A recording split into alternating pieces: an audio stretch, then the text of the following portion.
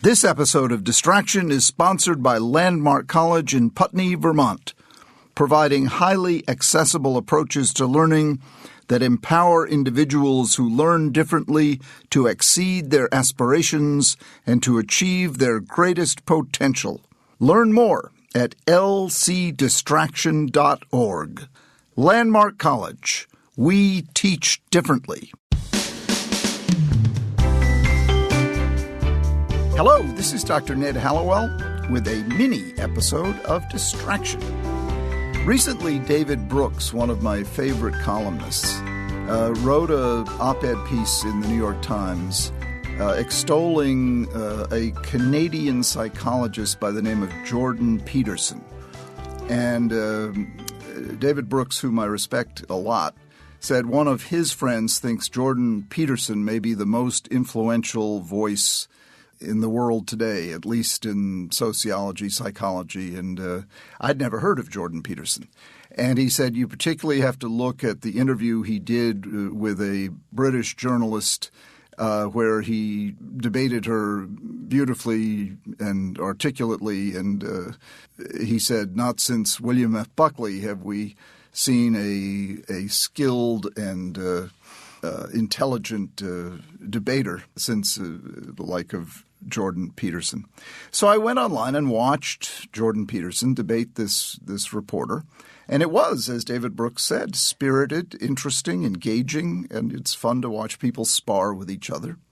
But the point that they were arguing, I thought was very interesting. They argued many points, but the woman, the reporter, was saying why are women paid less than men and how unfair this is, and it reflects a gender bias. And Peterson was saying, well, no, it's not a gender bias. And he said you have to you do a multivariate analysis, not just one variable. Bias about a gender could be one of the variables, but there are many others. And one that he brought up is the personality trait called agreeableness. Now, there is a theory of personality.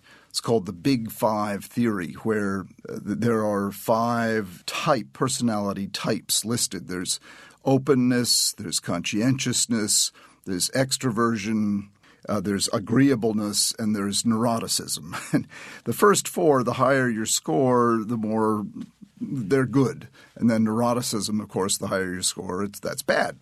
Neuroticism is, insecurity, worry, fear, all the things that I wrestle with every day. So unfortunately, I have a healthy dose of neuroticism in my personality. But I also have the other 4, so I guess I balance them out. In any case, Peterson's point was this agreeableness personality trait, which is inborn. It's not something that you decide you'll have. It's sort of part of your makeup, is common among women more than among men, high scores on agreeableness. And that does not necessarily lead to success in the business world or high success, mega success.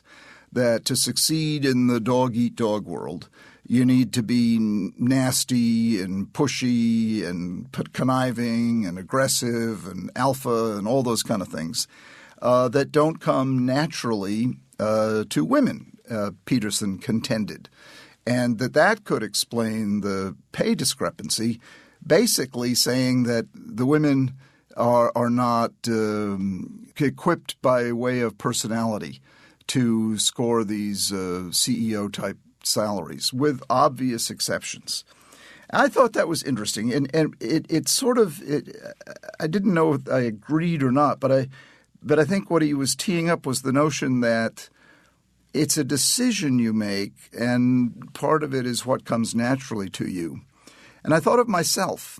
I'm not mega rich. I'm not mega famous. I'm not and I thought, if I were more combative, competitive, political, if I were willing to, work 20 hours a day and not be with my kids, would I have become richer and better well known? And I thought to myself, maybe I would have, but I wouldn't have wanted to. And so is it, in fact, a decision we make? And do we too automatically assume that becoming very wealthy, very well-known, very powerful is worth the price. And if we're not equipped by personality to do it, should we think less of ourselves? And, it's a trap particularly for men. Sometimes I really do think less of myself because I don't have a yacht, and I don't have a Mercedes, and I don't have I don't even have a summer house. I don't have a winter house. I have one house that I'm paying for with a big, huge mortgage on it. And I'm in debt, credit card debt of all kinds. And because I've had 3 kids to go through private school and private colleges.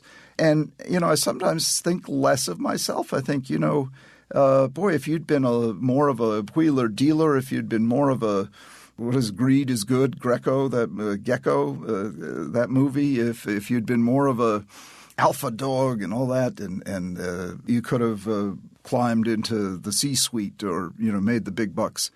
Now, that may or may not be true, but I don't know if I could have or not. I don't really think I'm temperamentally suited for it. So I probably couldn't have. But why should I think less of myself that I haven't done that? And instead, why not give myself credit for what I have done? And I think that's a trap that a lot of us guys fall into. Women, I think, see the foolishness of it. Women are wiser in this domain anyway, at least in my opinion. They're wiser, and they don't fall into the trap, nor do they think less of themselves if they're not. Sometimes they do. They say, I should be all these other things. But what Jordan Peterson triggered in me was wondering about these personality traits and how we view them is maybe more important than we think, because we don't have that much control over them. I really couldn't be less agreeable.